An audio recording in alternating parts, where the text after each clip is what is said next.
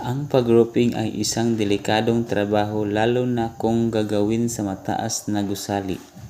Kailangan ng mga safety gear at mga kagamitan upang matiyak ang kaligtasan ng mga taong nagtatrabaho. Ang mga materyales na ginagamit sa pag-roofing ay nasa 0.4-0.5 na kapal. Dapat tamang-tama para sa uri ng gusali at klima.